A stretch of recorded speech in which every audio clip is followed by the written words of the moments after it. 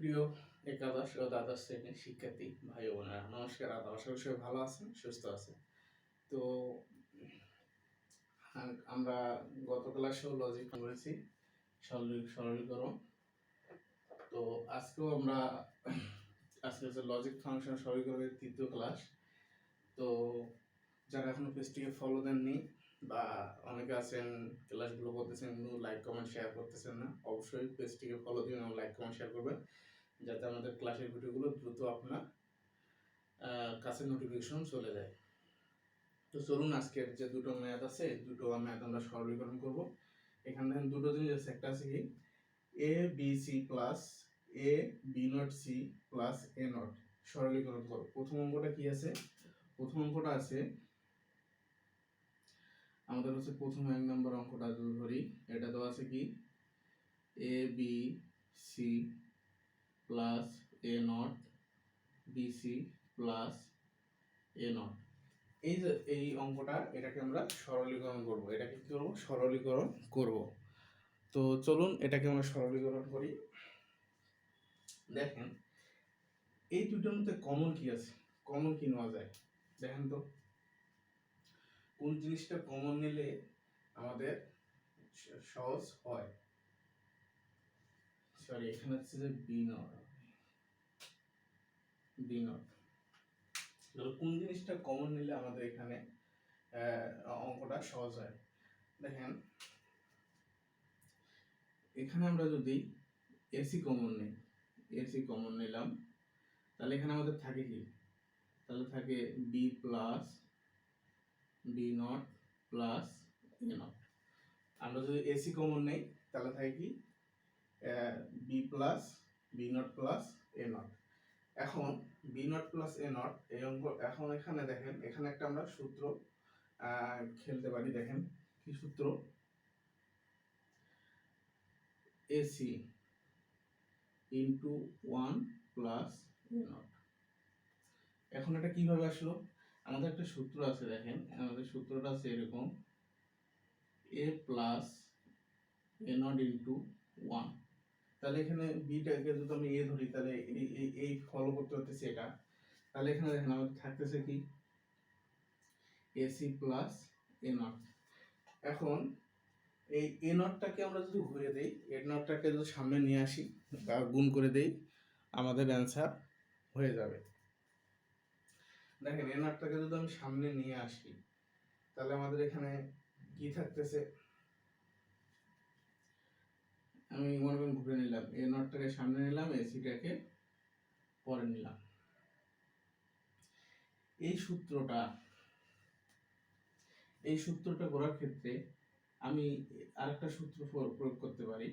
দেখেন আরেকটা সূত্র কি, এটা এদিকে শুরু করলাম আবার, দেখেন এখানে গুণ করে নেব। এখন আমি তাহলে গুণ করলে কি হয়? এ নট প্লাস এ, আরেকটা আছে কি A not plus C, A not plus A not plus C. এখানে কোন সূত্রটা আমরা ফলো করছি? আমরা সূত্রটা ফলো করছি হচ্ছে এটা। এখানে কি আছে? এ নট প্লাস বিসি, এটার একটা সূত্র আছে কি এ প্লাস বি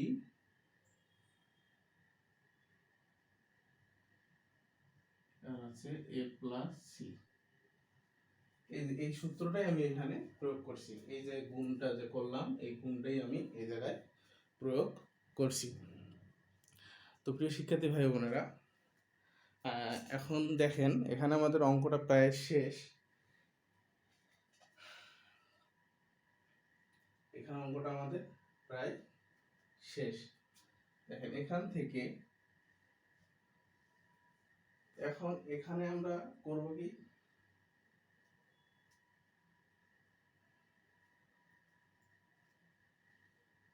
এখানে আমরা করতে পারি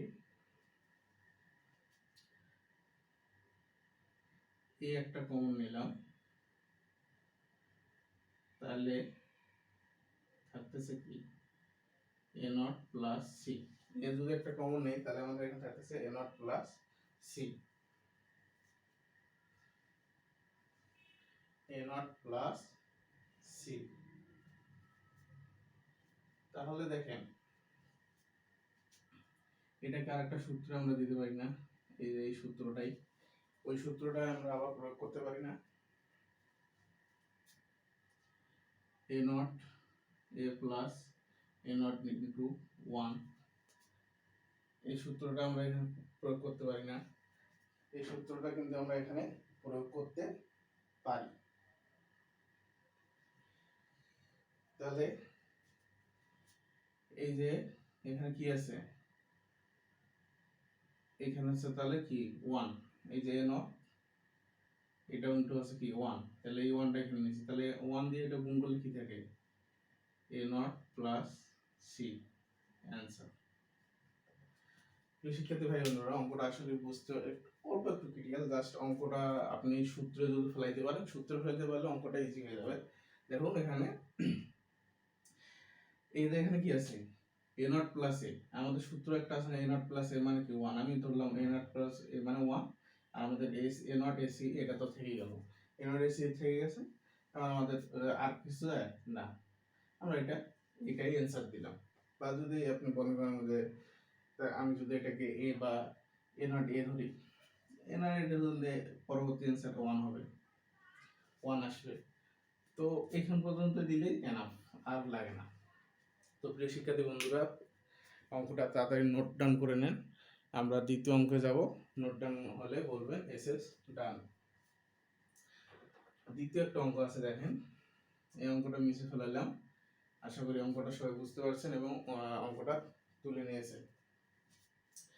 এবার দেখেন দ্বিতীয় একটা অঙ্ক আছে, এটা হচ্ছে যে এখানে বলছে এফ ইকুয়াল, এখানে বলছে কি 2 নম্বর অঙ্কটা বলছে কি F equal a plus B C plus a not B C plus a B C B not plus a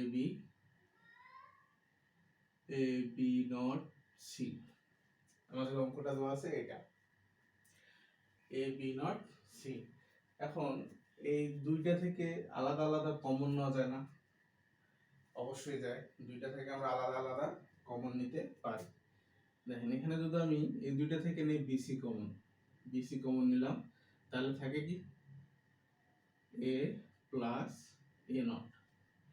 আবার এই দুইটা থেকে যদি আমি বি নট সি কমন নেই, তাহলে থাকে কি a প্লাস a নট।